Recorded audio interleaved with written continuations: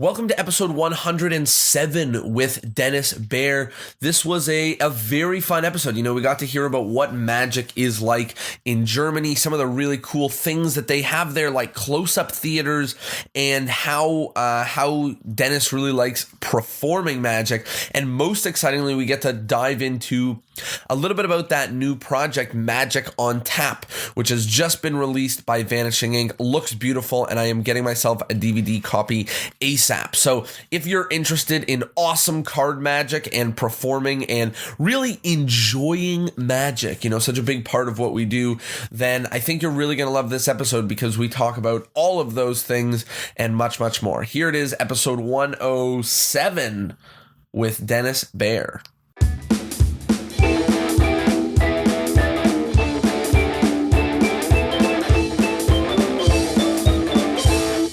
Hello, everybody, and welcome to Discourse in Magic. My name is Jonah. My name is Tyler. And we are here with a very special guest, someone who not only do I follow a lot of his magic and is going on online, but I follow his pet rubber band as well. And really, really exciting because he's also coming out as we speak with a new magic product with Vanishing Ink called Magic on Tap, which I'm super excited about because it's packed full of his magic, and I'm so excited to dive in and talk. We're here with Denis, Behr. How are you, Denis? I'm fine, thanks. Glad to be speaking to you. Super pumped to be chatting with you and talking magic, card magic, and everything in between. Before we start, we'll get it out of the way we usually do. How did you get into magic? Well, there's no special story really. As a child, I was 8 more or less. I got a magic set. And it was actually my mother's magic set that she had as a child, but she didn't really do anything with it except keeping it. So I took it over and, then I just continued and never stopped. Never stopped. I love it. You got the bug early. So, and, you know, we always hear, similar stories to that. Young, you know, you get into it young and you get all the way. And we particularly see that people who get into it young end up being real, like, you know, lifelong students of magic. They love the learning and the studying just as much as they love the performing. Exactly. And, you know, it's definitely something that you can see in your magic, how much studies and how much things have gone into it. So walk us a little bit through how you got to where you are now in terms of your magic, what the journey has been. Well, as a child, I more or less got lots of magic sets, and then I started ordering things from the mail magic dealers, and that's more or less how it started. I did more or less anything when I was young, so mostly stage, actually, not really illusions or something like this, but silk magic, prop magic, handkerchief magic, anything you can imagine. And some of those things I actually still do when I have to do like a little bit of stand-up.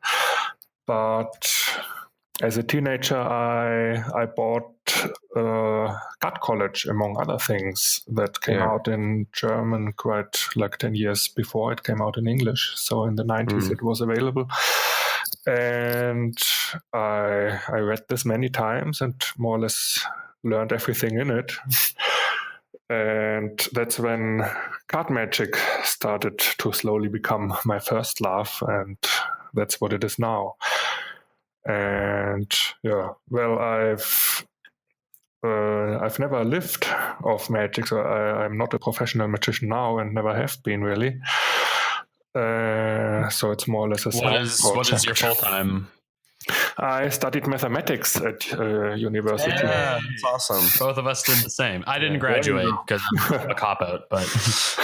Yeah, well, after I finished the studies, I worked at university for a bit, and then now I'm actually working as a computer programmer, web developer in a company here in Munich. Not full-time, so it's more or less like maybe 80%, something like this. That's awesome. You know, to be honest, I didn't know that at all. And it's cool to see more overlap between math and magic. We're big, huge math fans here.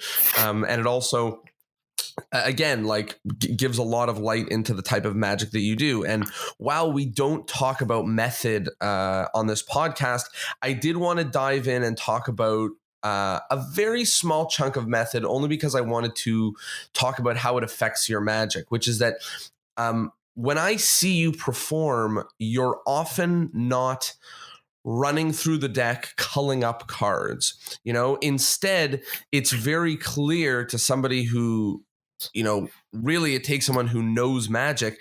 It's very clear that you are setting up the result of one trick to lead into the beginning of another trick so that you don't have to sort through stuff. And it's very reminiscent of, math and algorithms and inverses and going to stuff and backwards and things like that. So can you talk about that and shed a little bit of light on that? Well, it basically comes down to when you do a trick that requires a setup, a card trick, then of course it's important that nobody knows it. So otherwise you shouldn't do the trick. And one way to do this is to either start with a setup so nobody sees you arranging it, and then you can keep it for a while and maybe make use of it later, or set it up through other effects that doesn't look like they set up anything, and then using it delayed. So those are some concepts I use a lot. So I like stack work, but of course it should never look like you're openly stacking or arranging anything. Mm-hmm. Right. What is it about stack work that you find so fascinating?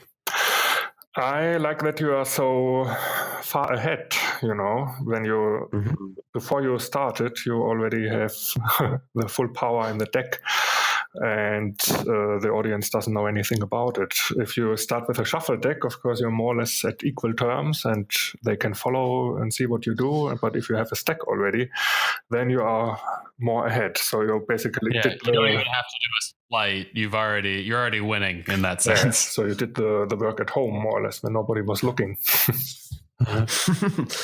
I like that, and I'm a big fan of stack work as well. And yeah, it feels like you've got an advantage. You've got magic shoes on already, or whatever the case may be, and you're ready to go. So yeah. In your dream world, what's your ideal performance scenario? You seem to do a lot of table shows and more intimate settings based on the content I've seen online. And because you're not a full-time magician, I'm sure that the gigs you do get, you might not have the full control you would as someone who has, pursued it full time. So what's your ideal performance setting? Well, not doing it full time actually offers me more control, I think, because I can just decline whatever I don't want to do, because I'm not dependent on it as much. So I do like formal close-up shows, and in Germany we have quite a few theaters that offer this. We have the one in Munich, that's where we did the DVD shoot, and we have in Nuremberg there's a great one by Stefan Kirschbaum, and almost every big city here now has a close-up venue, and some are better, some are a bit more improvised, but it's possible to do, close-up shows where everybody can watch the table, and it's ideal conditions. So that's one thing I like a lot. Of course, it's also nice to have like only an informal thing where you have a crowd around the table and you do close-up there, but it's a different type of situation.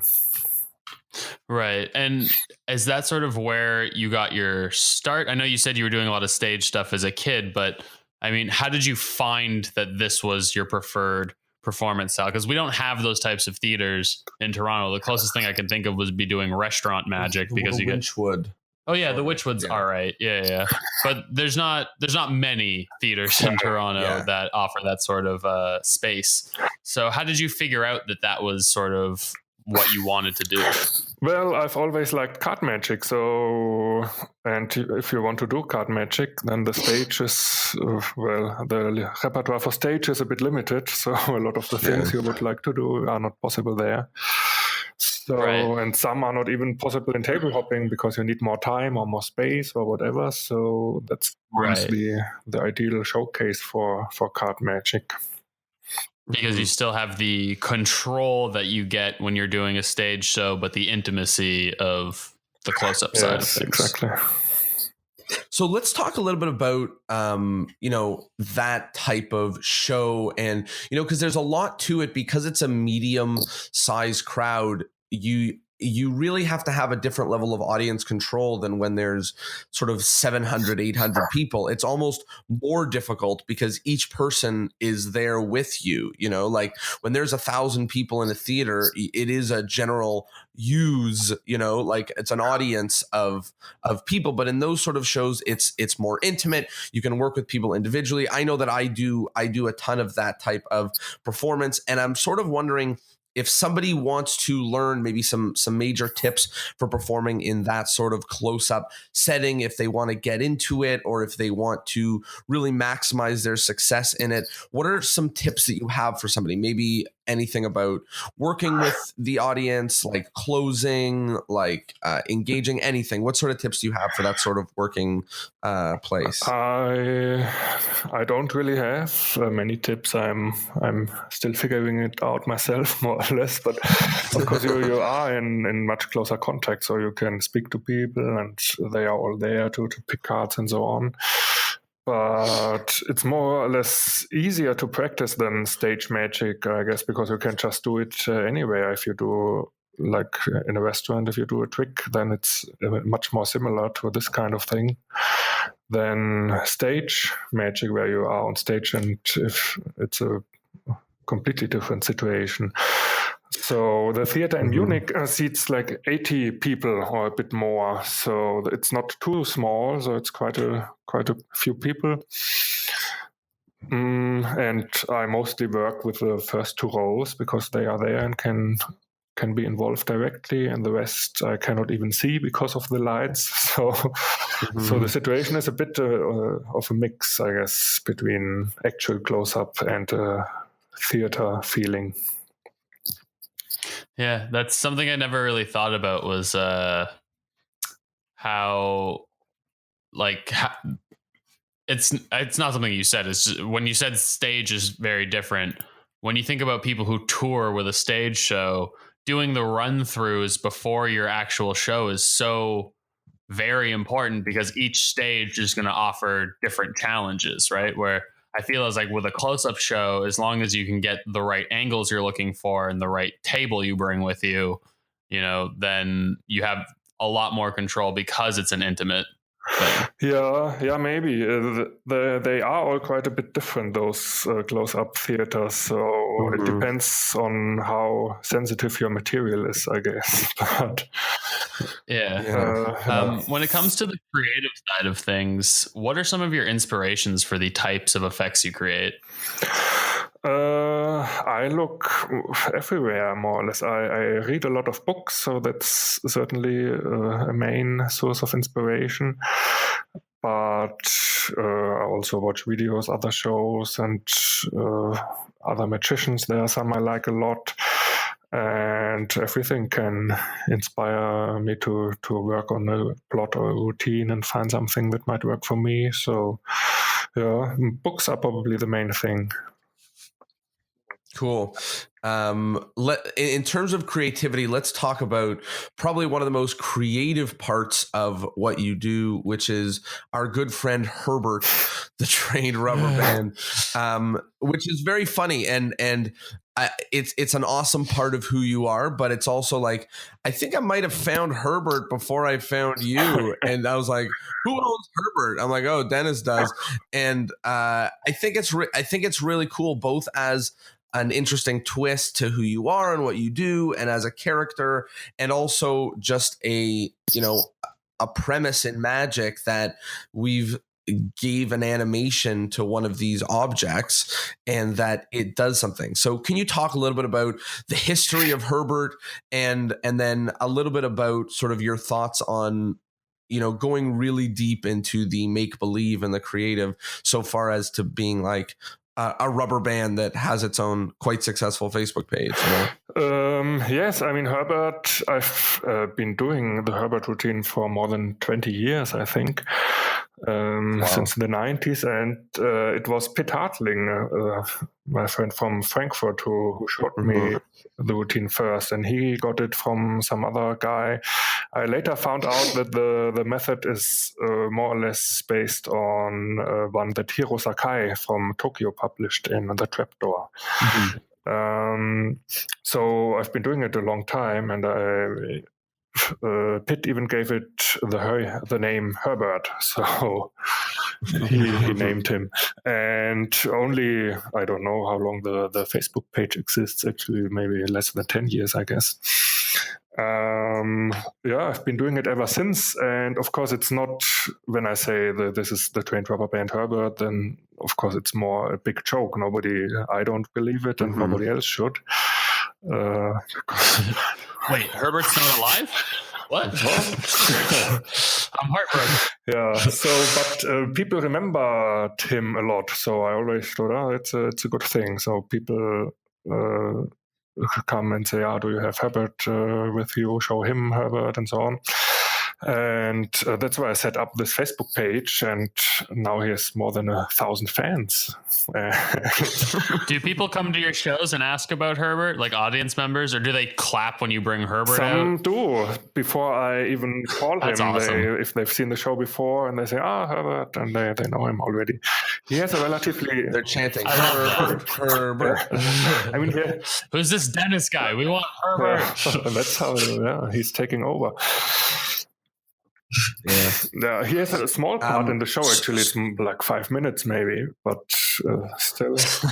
But it's a tight 5. He's good. He's a tight 5. So what I wanted to ask is, it seems like it's a wide variation from a rubber band named Herbert to some of the other stuff that you do, which feels more like, you're not leaning towards the make believe very much, like I've had a very large interest recently in terms of the world of what we're trying to get our audience to believe, and whether you go all the way in one direction, which is, like here's a magic potion, or you go all the way in the other direction and say like, I'm reading your body language, and I like to think about where people land in that spectrum. And it seems like you're closer to the real spectrum, with the exception of a rubber band with a Facebook page. So can you talk a little bit about sort of your belief in magic in terms of belief? Well, I don't want anybody to believe that it's real magic, of course, because it isn't. Right. So, and most adults wouldn't believe in it anyway. So it more or less makes you look silly if you claim it. And so I more or less present it as what it is, magic tricks that have a secret that I know and they don't, without making it but of course just making it entertaining, and I mean, I think it's, for me, important to make it look impossible. So I want the tricks to deceive. So they shouldn't know how it's done, and they shouldn't think, maybe it's body language, because then they think they know how it's done. And so whenever I use a presentation like, it's this and that, then it's never in a serious way, obviously. Right. So when I say, for example, the beer is helping my memory, as in one trick, then nobody believes it, hopefully. So it's all a big joke. And the same with most other things like Herbert. You've secretly birthed a nation of alcoholics who are trying to improve history. But something I want to highlight is that when you said you want your magic to be impossible, I think that is so apparent in your performance style. And I don't know how to say this without phrasing it in a way that sounds rude, but bear with me. It's, I don't want to say that you're not entertaining, because you very much so are, but I know magicians who are there to be entertainers, and the reason why why the audience is listening is because they do magic. An example would be Eric Leclerc. He's so high energy. He's so funny. He does 15 or 20 minutes before doing a trick.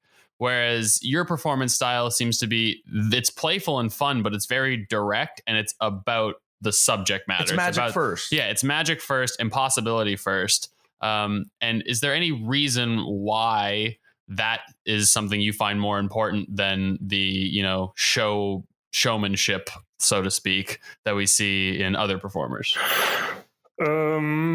Well, I guess the main reason is that I fell in love with magic, and that's why I have magic first, and I want the others to feel the same. Of course, it has to be entertaining, otherwise you couldn't do a full evening show and people wouldn't come. But I think part of what makes it interesting for the audience as well is this feeling of impossibility that they don't get all the time. So, and if it's fun along the way, and I hope to get both, then even better. I just have that's awesome. It's kind of like there's someone who sees a magic trick and says, I want to be able to do that skill and create that moment. And then there's someone who sees a magic trick and says, I want to be that person. So, I want to be the entertainer I'm watching. I want to I can't think of I want to be Doug Henning. So they take on Doug Henning's persona, right? Versus learning the tricks that Doug Henning does. Let's talk a little bit more about sort of card magic in general. We don't usually talk about methods, and nor do I think we should, but I'd love to know, if there's somebody who's listening to this who is a fan of what you do or wants to learn maybe that type of magic or dive into some of the things that you're doing. What would you recommend? How would you recommend somebody who's maybe just getting started in it to go in the same direction as you've gone? Well, if you're interested in card magic at all and more or less starting out, I think card college is the best thing to go through. Yeah, it's the best. It's the best. That's just most of the time I always recommend card college, but it's just the best. So if you learn everything in there, then you can do more card magic than most people, than most magicians, and you get so many references in there that you will never have to look for anything, because you can just look up all the things that interest you in card college, and then you're well on your way to getting there. So that's the best start. And what about people who sort of have a foundation already and are looking to get more into the mathematical and stack work and things like that? Is there any sort of resources you would suggest for them? It depends. If you are looking for stack work, of course, if you are looking into memorized stack work, there is the book by Tamaris. Pitt Hartling has a book. My own books have work on this. So there's quite a bit, especially from the last 20 years about this. If you look at those, or Michael Close, Simon Evanson, of course. So there's a lot out there. But of course, card magic is such a wide thing. There are thousands of books just on card magic that you will find a lot, whatever. If you're looking for slides, then you have to look somewhere else. If you're looking for gambling routines, you have to look somewhere else. If you're looking for visual magic, maybe somewhere else still. So it just takes a long time to get good and well read at card magic.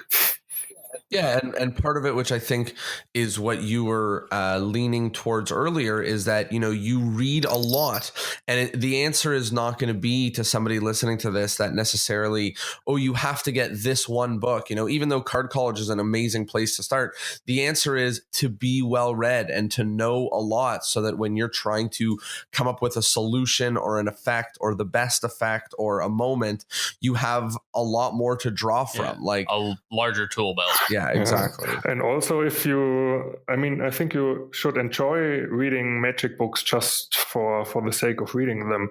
And you shouldn't even be looking for getting a trick out of them that you do in your repertoire. Because, for example, I don't know, I have 2,600 or something now titles, and if I would do a trick out of each one, I would have a huge repertoire, I guess, of 2,500 tricks. Right. So most of the time I just read it because I find, that's an interesting person, let's have a look at his latest work or an old book, let's see what they have done back there. And if I find an idea, then even better. But it shouldn't be like, that's not a good book, I didn't find anything that I could use. that's only a bonus, at least for me. So I'm just reading it because I'm more or less interested in whatever it is. I love that. And that's a very different view than sort of the view that we're often talking about on here or hearing.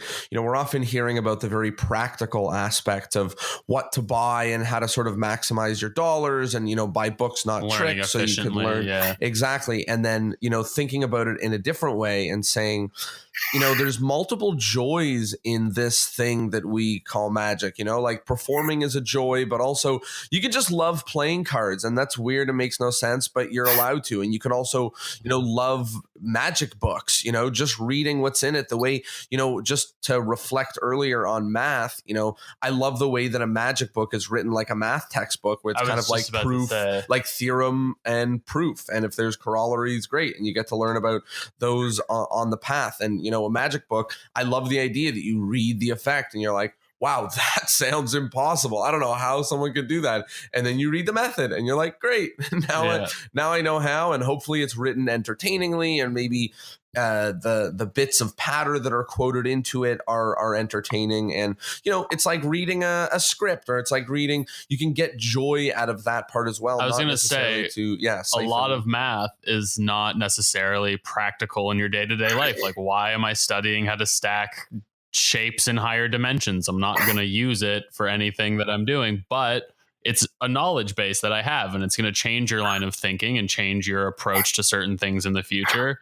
And just because you're not doing the effect doesn't mean you're not going to think about a deck of cards slightly differently because you have someone else's thoughts. Yeah, of course. And the more you know, you never know. Maybe someday you think back and know, there was this strange idea that wasn't useful at the time, and then maybe you can make use of it later. And of course, the same is with mathematics. Most of those things are only tools, and then maybe a theory in physics comes along that requires them or not. So there's something we were talking about recently in math, which is like, a proof is using things that you know to prove something that you don't know.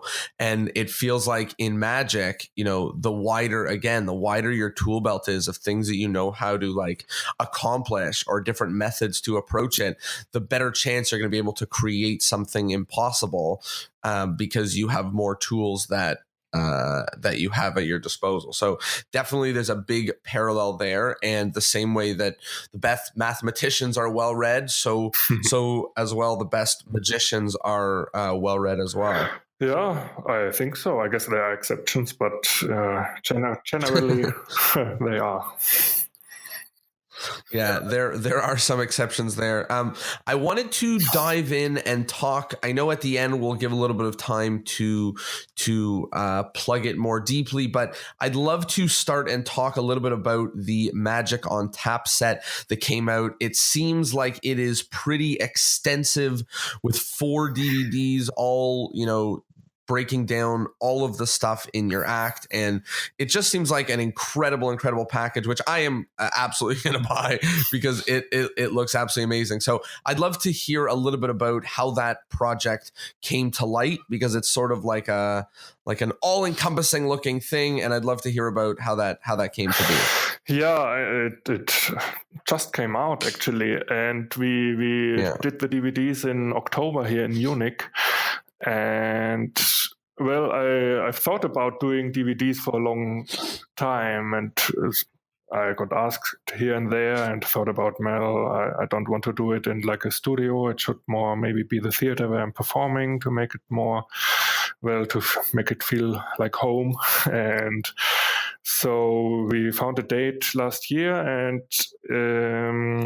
Vanishing Ink came over, and Joshua J was doing a lecture here anyway. So what I did is on the first DVD, I'm doing a show in the theater, just with lay people friends mostly. So we have a full audience there, and it's just about 70 minutes of card magic. So it's more or less a show like I would do it here.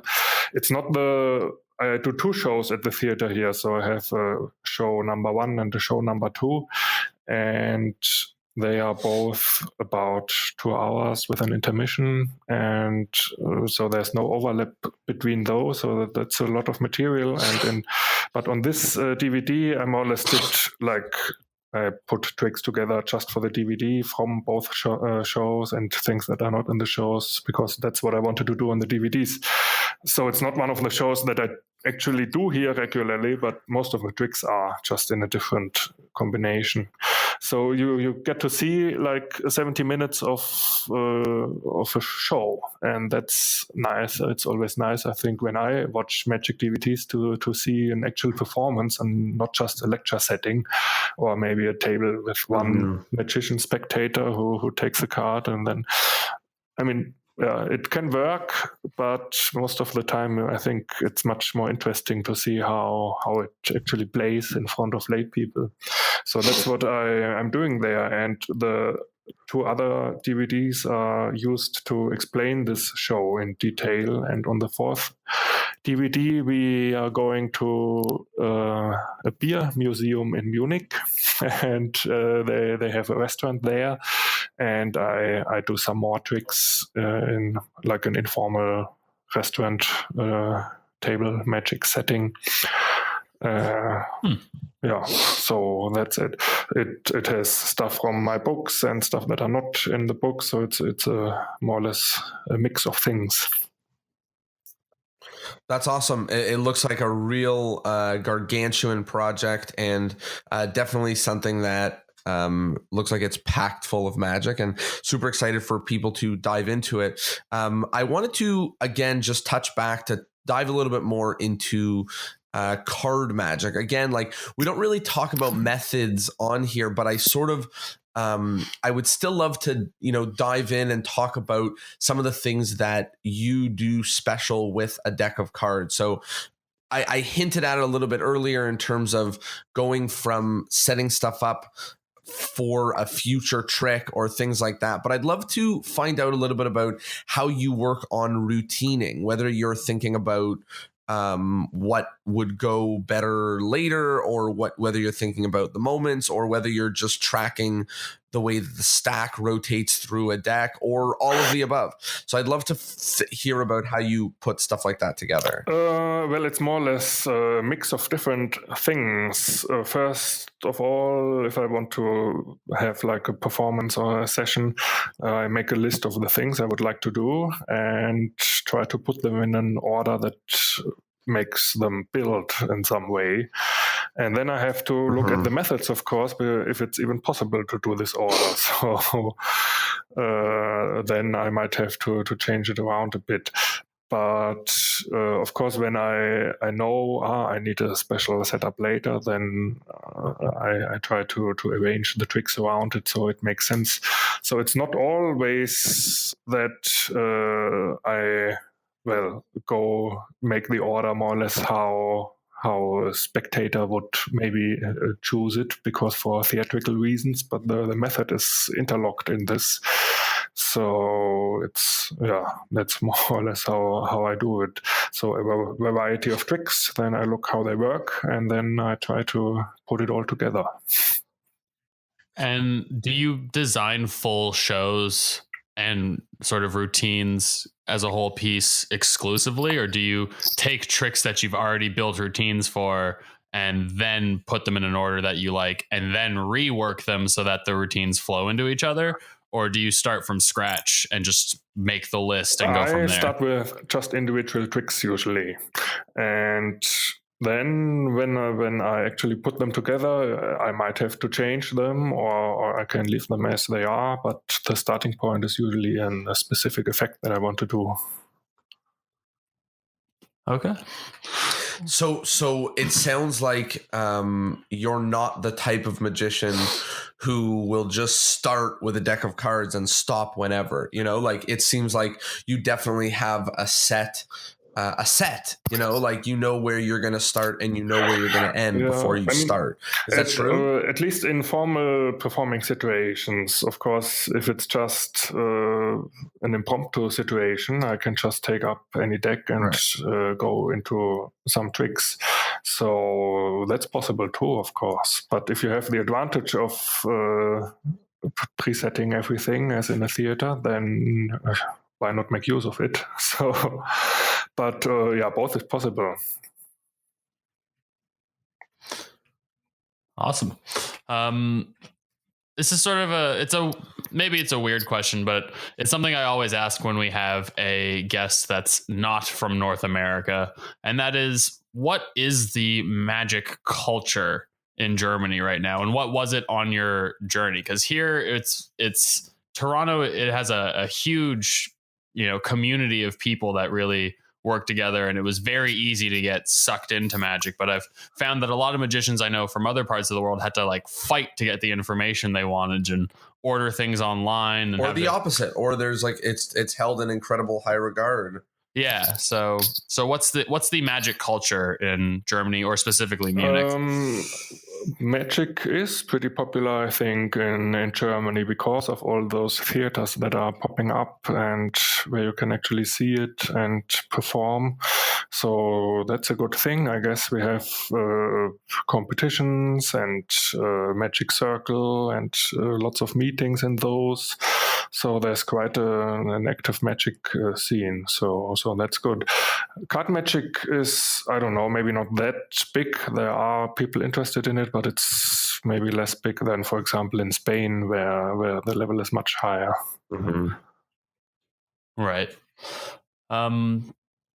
Do you have any sort of long-term goals for what you want to do with your show? Like for me, I'm currently working on my first show right now, and I want to do it in a very specific setting. So is there anything that, you haven't achieved with your magic career yet that you're still looking to do, and anything we should look out for? Not really. I almost never make any type of goals. So not in magic, not in private life. So it's more or less not something I do, even though, of course, it's probably might be a good thing. And there are a lot of motivational talks that tell you have to set your goals to achieve them and set them high and whatever.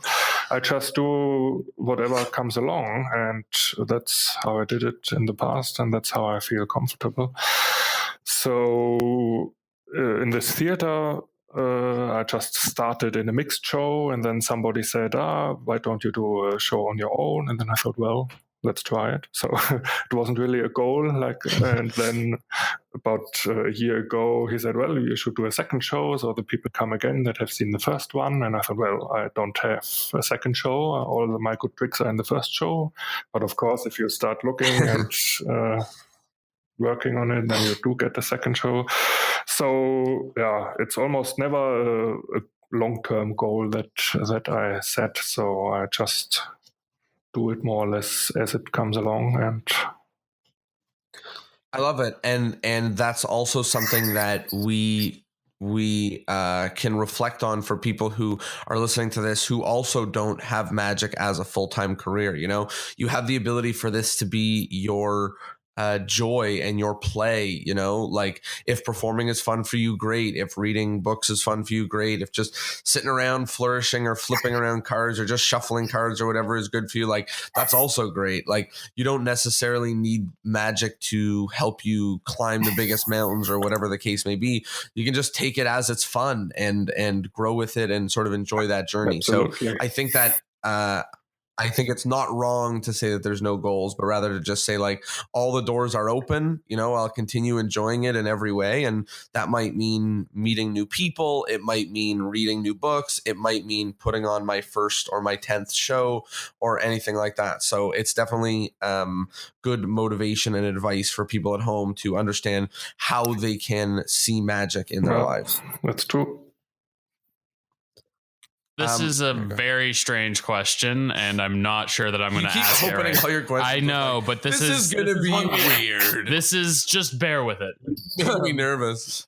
We've asked this to each other on the podcast before, and the question is, I think Jonah will probably do a better job of asking it, but I'm so nervous. What's the difference between a magician and a computer programmer? Oh yeah, because you're both, right? So can you explain? You ever? Yeah, I'll better answer the question. I'll better ask the question. Yeah. There was a list of questions we had from many years ago that we started going through live on the podcast, and one of them was, what is the difference between a magician and a programmer, in the sense of they both do things that, like, we know there's something not real. Sorry, we know there's something that we do not understand happening, or that we're not seeing, right, between me clicking on the mouse or whatever and something happening. But in magic, the result is, oh my God. But with a computer, the result is like, oh great, this works. Like, let's do that.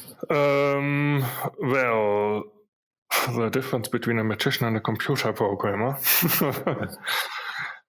I know it's a crazy question.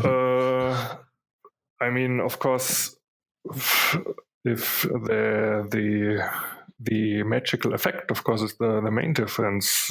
I guess when you have a computer program and somebody uses it, he knows, well, somebody sat down and wrote the code, and that's what's coming out of it. And if you show a magic trick, hopefully he doesn't know anything about the type of method used. So that might be a difference, I guess. I like that, and I think that it's also it lends to the thought in magic that often they don't need to know exactly what the method is, but just a little gleam of it is often enough for them to feel like they understand it. Like, oh, I saw a card palmed. It doesn't explain how the cards were in order, or whatever, but they feel that they have a hint towards the method, in the same way that without necessarily understanding what the code is or understanding how the thing works, you can feel confident that someone did and they put it together and so it works, right? Which is the same thing as in magic, like saying like, oh, I saw that you lifted up 2 cards as one. And then the magician's like, but how does that explain how I got it in your pocket? And they're like, I don't know, but there's definitely, you're doing some sneaky stuff. You know what I mean? So it's really hiding that there is a method, at all, instead of in a computer where that someone put it together. So you're not like, you don't click on something and opens and you're like, what the, we're used to it. You don't know how it happens, but it's okay that it's happening. It's not new information. Yeah, I guess more or less. I mean, at a magic trick, the audience should think that there cannot be a method. So of course, that's a difference. Mm-hmm. Yeah, I love that. We are now getting towards the end of the episode, and one of the things that we do near the end is we have some wrap-up questions, some final questions that we go through to wrap up every episode. So one of them, which is the one I'm trying to help bring back, because we stopped doing it for a little while, but what is something in the 2018-2019 space in Magic that you like, and something in the 2018-2019 space in Magic that you dislike? Well, I like, I mean, it's become so easy to get in touch with magicians all over the world. So that's a good thing on Facebook and through email. So almost every magician, you can just write him and most of them will write you back. So that's something that's quite, that isn't like this in other art forms, I guess, that you can just reach out to everybody and ask questions. So, so that's a good thing. Of course, what's not so good is that there's so much, people publish stuff that shouldn't be published a lot, I guess, because it's so easy to whip out a PDF or make your own little video download. So I wish people would... When you say things that shouldn't be published, do you mean that the quality isn't very high? Do you mean that there's inaccurate crediting, or both? What do you mean? Either it's just not good, or it's not new, so it's just old stuff. Right. So people either do it too soon, they are maybe too young, I think they have a good idea, but it's not good, or they think they have an idea, but somebody else had it 20 years ago. So I think that people should do more research maybe before putting out something. Mm-hmm. Yeah, and it's definitely sort of a problem that's ingrained in the nature of what we do now, because there's just such a mass amount of information that you could go your whole life with having thought you invented something and then find out after you published it that you didn't, Yeah. So it's definitely something going on that magicians need to work a little. But it's actually easier now to research stuff. So you can ask magicians in online forum. I have a website myself that's actually made for these types of things, the conjuringarchive.com, which just lists the contents of magic books, and you can search very specifically for something to see if somebody has done it. So there are resources, so there's no excuse really. Of course, nobody needs to know the history of anything if he just wants to enjoy doing magic or whatever. But as soon as you go out and publish something, then you are responsible. So explain a little bit about what this Conjuring Credits is. I'm very interested in what's going on here and how somebody can use this to understand whether something is old or new, or also as a research tool in itself. The website, it's conjuringarchive.com, and in it, it basically lists the contents of magic books, and they are categorized. So you can either just search for a trick title that you know, or for a performer, an artist, or a book that you want to look up, or you can look for plots and slides. So there's a category for one-handed bottom deals, and then you see lots of sources there. So if you came up with a one-handed bottom deal, you can look through those and see if somebody has the same technique. Did you code this yourself? I did, yes. Wow, this is incredible. It lists, I don't know I think 1,400 books or something are in there, or more. And it's growing, so all the time it becomes more and more useful. And there's a companion site, conjuringcredits.com, that I'm doing mostly with Stephen Minch and some other people like Max Maven, that traces the history of very specific things. In the Conjuring Archive, you get more or less a list of everything that's in the database on this. And on Conjuring Credits, it's very focused articles on the history of the double lift or a specific technique or whatever.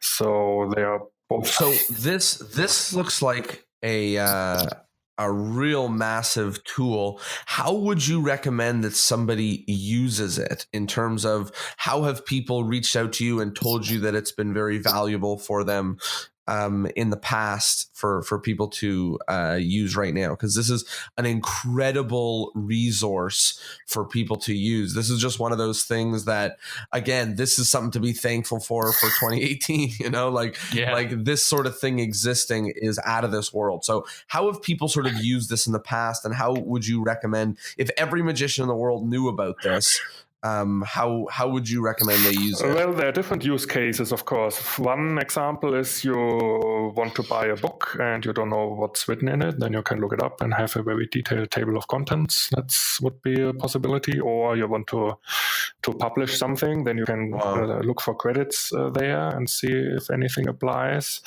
Or if you want to learn cards up the sleeves routine, then you get a list of dozens of routines, so you can do your research and pick the bits and pieces that you like.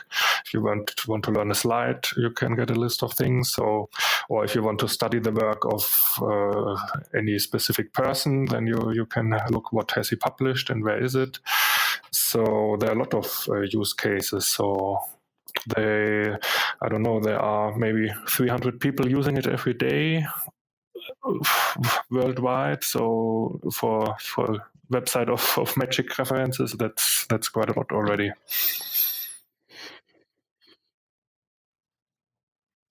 Yeah.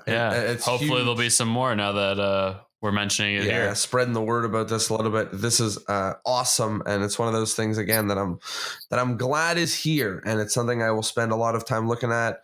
This is really, really valuable. Let's continue in our wrap-up questions. Tyler, go ahead.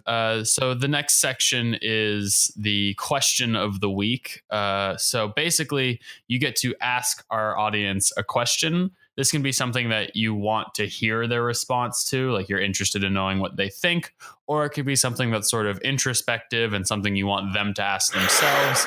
But basically, you have the ears of our audience. What question do you want to ask? What question to the audience? That's not so easy. Let's see. That's how we get them. The audience question. So it's a question for other magicians, basically. Yep. Either something you want them to think about themselves or something that you would literally want the answer of a mass amount of magicians from. Well, what is the ratio of books to DVDs that you are consuming in 2018? That's great. All right. That's a great poll. Let's question. do it. And that's something that I also would like to find out, because I'm a big book fan. But it keeps happening more and more that someone publishes a DVD and I'm like, I think I have to have that. Like, I think that seems to have a lot of it. I think I have to have that. So it might be getting close. So I love that. I love that question. That's really good. One of the other things that we do is the endless chain, which is in order for this podcast to go on for eternity, we get every magician to recommend another magician that needs to be on the podcast. So which magician do you think we need to have on an episode of the podcast? Well, what German magicians are concerned, of course, Pete Hartling would be. Yeah, he's on the list. So I think that's a great recommendation for a person to have on. Yeah. The next question is the PSA. It's kind of similar to the question of the week, but it doesn't have to be a question. It's the public service announcement. What do you think our audience needs to hear? It can be a word of warning or some advice, something they should start doing, stop doing. What's your message to the magic community?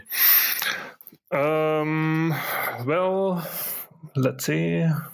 Maybe be less hateful online. It's a great one. There's a lot of spite going around in 2018. So keep it positive. Spread love. Yeah. Spread love. Again, like we mentioned before, particularly if this isn't your living, like just enjoy the thing. Like, man, we all got into magic because we think it's fun, right? Like let's not forget that just reading the books is fun, right? And just playing with the cards and learning new tricks and jamming out and like all that's just fun for the sake of it being fun. Like no hate. One of the final segments is the plugs. So we spoke a little bit about the Magic on Tap, which is very exciting. And people know they can go to, where should they go to find that? Vanishing Ink or your website? Both. Vanishing Ink produced it and they have it on their website, and they even offer the option to get a download version, so you have it right away. I sell it myself, and I guess most magic dealers will get it. So yeah, you can more or less find it hopefully anywhere. Beautiful. So you can find that on Vanishing Ink or on his website or anywhere. And his website is denisbehr.de. Is that correct? Yeah, that's it. Amazing. And where else should people find you, follow you, and see what you're doing on the internet? Well, of course, there are those websites I mentioned, the Conjuring Archive and Conjuring Credits, that one can check out if you haven't already. Besides that, Herbert is on Facebook. You should follow him. Go follow Herbert. Herbert the Trained Rubber Band, and I am using Instagram and Twitter and so on, but mostly for fun things. Only some are magic related. Okay. So you gotta have at least one normal social media platform for yourself, right? You can't all be magic. Yeah. The final segment before we end the episode is our favorite part. So we each go around one at a time and share our favorite part of the episode, starting with me and Jonah. And this is actually interesting because you said it was a kind of, average, normal story as to how you got into magic. And for the most part, it was. But I don't know why I found this so fascinating, but I loved the idea that it was your mom's magic set that you used. And not only that, that she didn't find it valuable or important enough to study the magic and do the magic herself, but she found it important enough to hold on to long enough to pass it on to you. And then you built this whole, not full-time career, but I'm going to say career as a magician, which I think is, kind of inspiring and almost magical in itself. Yeah. Jonah, what about you? One of my favorite parts was hearing about sort of the backtracking and forward tracking that you do in your routines to make sure that things, maybe stacks or orders that you need, get put in place by the end of a trick. And mostly the way that you said it, where you're like, if you've got a secret stack, it's important to keep that secret, because if people know about that, then you obviously didn't accomplish your goal. And, thinking about it in wider terms, in terms of using a stack or, just general secrets like that, we're trying to be as one ahead as possible and using all the tools and all the stops that we can to make sure that happens, whether that means making a shuffling process that is part of one trick, actually unshuffle something for another trick, or whether that means being in stack and learning how to do some false shuffles so that you can be ahead of them, or whatever it may be. Just using that as a tool or a real North Star to make sure that we're one step ahead of our audience is very important, and I thought it was very valuable. How about you, Dennis? What was one sort of important part that you think people should take home as a take-home message from this episode? I like that, you two have more or less an interest and background in math. So, what you can take away of this is just the more or less the beauty of uselessness and futility, that it's just something can be without any use cases in the real world. Can be very beautiful and still worth studying. So I think mathematics is a very prime example of this. Beautiful answer. I love that, because every math student has had the existential crisis of, why the hell am I learning this? You're not allowed in math classes to raise your hand and say, what is this used for? Because the answer is, and you're laughing because it's true. It's a ridiculous question. And the answer in a math class, which I once heard, which is what I'm carrying with me for the rest of my life, is it's the mathematician's job to uncover mathematics so that when it's needed by other fields, it's already exists and has already been studied. And I find that very beautiful. And it's also maybe a way to think about magic, where it might also be the magician's job to study enough magic, not so that he's searching for tricks, but so that when he needs a certain piece of impossibility, a certain tool, a certain thought of a presentation or magic or something like that, it already exists, it's already studied, and it's already in his brain, or at the very least in his collection. So I love that. I think your math professor might even, it's only the half truth. I think that's what you tell the people that have to give you the money. I think most people actually that study mathematics it's do just it for the beauty of it, and they don't care if it is used anywhere at all. So. Right.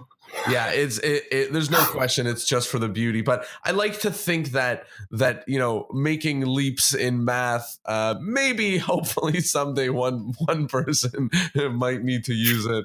But that might just be it's a good side effect. Yeah, it's a hope that I'll keep hoping. And with that, Dennis, thank you so much. What an awesome interview. Very informative to what you do, to math, a little bit of information about the new Magic on Tap, which is very exciting, and the Conjuring Archive, and just a ton of information where people can go to learn great card magic, close up. They can learn from the archives, they can learn from the DVD, and they can learn from this episode. So thank you so much, Dennis. A very valuable episode. Well, thank you for having me.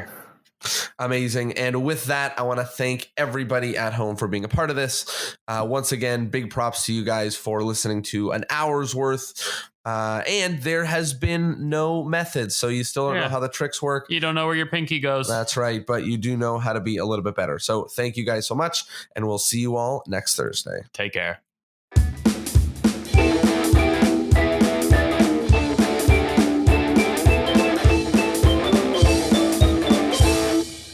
Well, there you go, episode 107. A lot of magic, a lot of knowledge. And, one of my favorite things about the episode is the idea of just loving this for the beauty, when we were talking about mathematics. And I think that is such a big part. This is such a beautiful thing, magic, that we're lucky to be in. So take a moment, love magic for the beauty.